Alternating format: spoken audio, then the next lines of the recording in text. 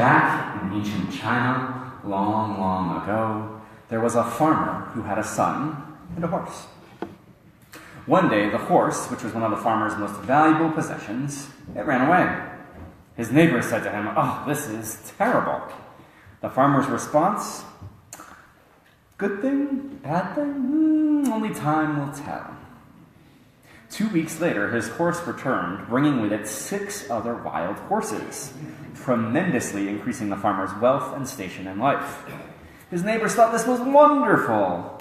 The farmer's response, "Good thing, bad thing? Only time will tell."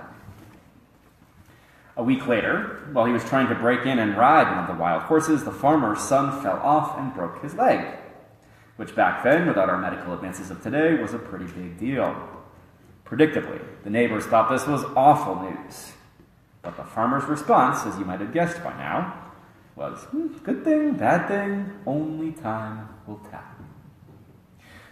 Finally, about a month later, conscription officers came to the village from the emperor's army, taking with them every healthy young man to fight in a war. Because of his broken leg, the farmer's son was left behind in a war which ultimately killed 9 out of 10 conscripts. The neighbors again thought this was such a blessing. The farmer, "Good thing, bad thing? Only time will tell." We have a tendency in our Western cultures and in our Western philosophies and religions to want to define things, to pin them down. Our perspective on the world is driven in many ways by the Enlightenment, which brought about a focus on reason and science in much of the Western world that has generated tremendous insight into the ways the world works. It's also created huge leaps forward in technology and industrialization that has brought much benefit to the world. This world perspective often brings us to the concrete. Reason and science are geared towards providing answers, towards looking at things in black and white. Scientific theories are proven or not. Decisions we make are logical or rational or not. And there is often a comfort in the ordered world of black and white thinking. Unfortunately, as this story of the farmer, horse, and son from the Taoist tradition illustrates, life is not always so black and white. Every once in a while, I look back at a pivotal moment in my life and wonder how things might have turned out differently. About 9 years ago, I was working in business, and our department was about to go through a reorganization. The company at the time was very pleased with my work, and so was set to promote me to being a supervisor as part of this change in structure. They made one thing really clear, though. We couldn't tell anyone else about the changes until they were officially announced. Now, I was so excited and so proud that I couldn't help myself but to tell my office mate, who was a little bit older than me and who had become sort of like an older brother in the time we'd shared that space. And see, he'd already given his 2 weeks' notice and he was leaving the company, so I figured it wasn't a big deal since it wasn't going to affect him. Except that he told 2 other people in the department with the same admonition I gave him, "Don't tell anybody." And of course, the next day they went to our boss and asked him some questions. And just like that, I went from having a promotion to getting demoted and having my pay docked. Now, I was given an opportunity to re-earn trust and work my way back into our director's good graces. But a year later, when the paperwork had already been filed to finally grant me that promotion, but it hadn't been made official yet, our company was purchased, and all promotions were put on hold. A year later, I didn't make it through the second round of downsizing. And just like that, I was out on the street, unemployed, let go. Now, those were 2 fairly painful experiences, getting demoted and getting laid off. The thing is, if they hadn't happened, I probably wouldn't be standing here right now. I'm pretty sure if I had been promoted before our company was purchased, that I wouldn't have been laid off. And if I hadn't been laid off, there's a pretty good chance that I'd still be working in telecommunications, living in Philadelphia, and not being a minister. And I almost certainly wouldn't have met my wife Elizabeth and have the beautiful children and family that I have now. Now, out of those 2 painful experiences, getting demoted and laid off, there's actually come a fair amount of good. I love my job as being a minister, and I love my wife and kids. Now, when all this happened, of course, I wasn't anywhere near as philosophical as the farmer was in the moment. I was miserable after getting demoted and after getting laid off. There was no wait-and-see attitude happening. I just thought it sucked. But the farmer's perspective was the right one. Ultimately, those experiences did lead me to find much good in my life. The father-horse-son story lifts up a key aspect of Taoism, a comfort with uncertainty, paradox, and ambiguity. Indeed, while there is ambiguity in many sacred texts, the Tao Te Ching, the sacred text of Taoism, is filled with it. While the translations from the original Chinese text into English vary, the gist of the opening line of the entire Tao Te Ching is, the Tao that can be spoken of is not the eternal Tao. The name that can be named is not the eternal name. Without diving too deeply into it, one interpretation of the idea of the Tao is as of nature or ultimate reality, or a force or energy of some sort that flows through all of life. But even in trying to provide this simple description, I'm running counter to that first line, right? Even in trying to name the Tao as the Tao, we fall short in trying to capture it. Much of the rest of the Tao Te Ching is an attempt to name the unnameable, to try and describe that which cannot be described. The Tao is ambiguous. Fascinatingly, our scientific endeavors have unearthed a great deal of ambiguity in the fundamentals of nature. Let's take light, for example. Light itself has the properties of both being a wave and a particle. You can do scientific experiments that clearly show light to be a particle and others that clearly show it to be a wave. Scientists have finally concluded that it's both a wave and a particle. Similarly, speed is ambiguous. There's no absolute way to measure the speed of an object. You can only measure it relative to the point you're measuring it from. In other words, when you're sitting in your car driving down the highway, your book sitting on the seat next to you appears to be stationary to you, not moving. To someone standing on the side of the road, though, both you and the book appear to be moving at 70 miles an hour. Or you could take a tree as an example, something we consider to be pretty stationary, right? But the Earth is rotating. To someone observing from outer space, those stationary trees are actually moving.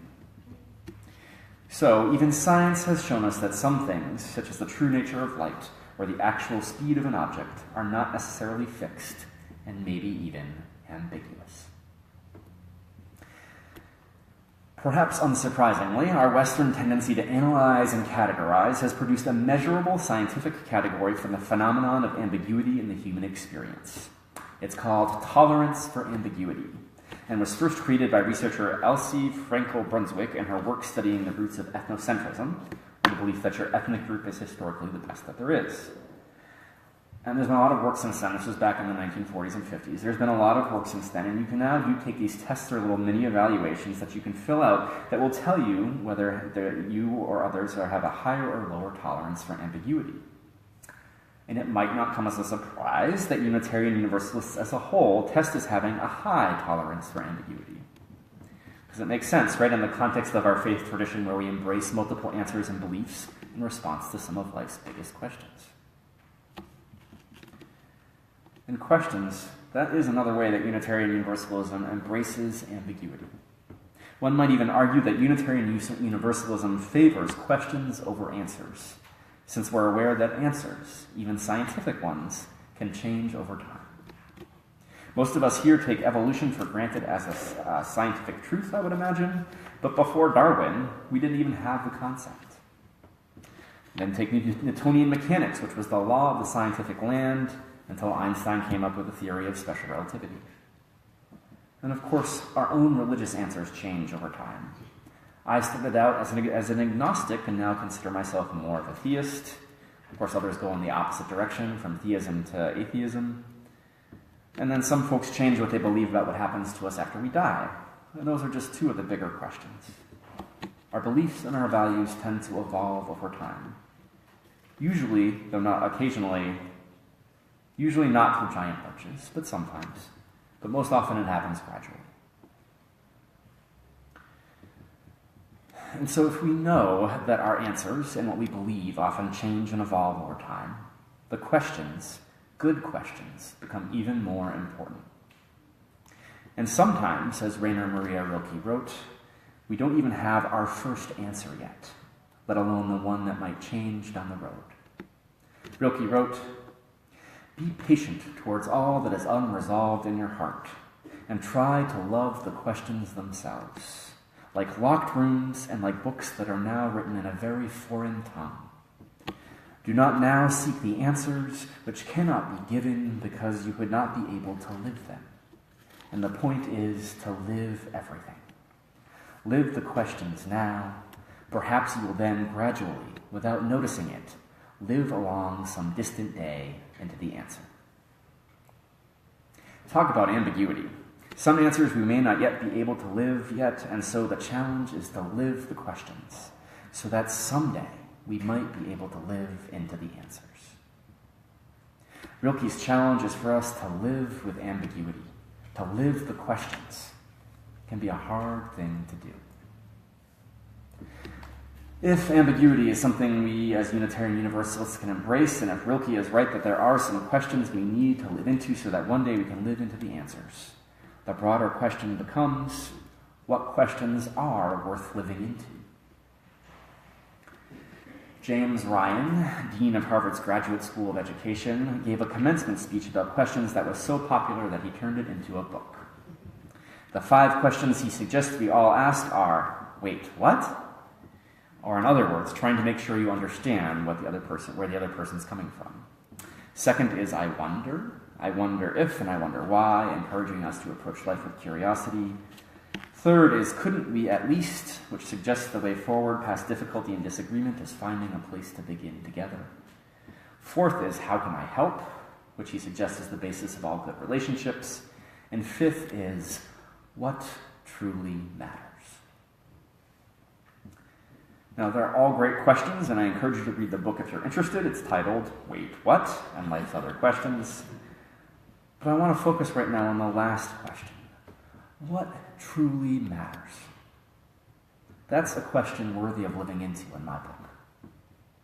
And while it may seem like the answers are fairly clear in the moment, trying to pin down a single answer could be slightly ambiguous. Because beyond being different for each and every one of us, what truly matters for us also changes over time. Think back to when you were 10 years old. What truly mattered for you then? Any different than what truly matters to you now? This changes over the course of our life. Relationships and marriages, children and changes in careers, different social justice work we may take up, and politics, to name just a few. At different times in our lives, different things truly matter. Asking the question over and over again, it's a question worth repeating. It's also worth repeating because it can help us clarify our goals and priorities. What truly matters? For me personally, is it more important than I spend an hour on my phone each day catching up with all my sports and political news? Or is it more important to spend time with my wife and children? What truly matters? We tend to think of ambiguity as something that is unclear in the moment. But ambiguity can be a long-term experience as well. And living into the questions, valuing the questions over the answers, holding the answers lightly. These are all signs of people who not only tolerate ambiguity, but accept it. And I think that's the trick.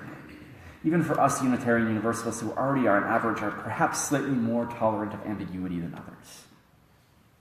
Life is full of change and shades of gray. There is rarely one right answer to the deeper questions.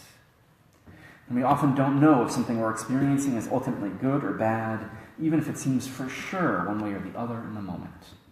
The horse runs away, the horse comes back with other wild horses, the sun breaks his leg, the sun's not conscripted. If we can learn to not only tolerate ambiguity, but to adjust to it, to accept it, and maybe even embrace it, life can become a little bit easier. Friends, as we go about our days, as we go about our lives, may we at the very least make our peace with the ambiguity of human existence. For as much as we know, for as strongly as we hold our beliefs and values in this moment, there is a constant process of change and evolution in our lives and in the world. May we live into the questions, trusting that we will also someday live into the answers.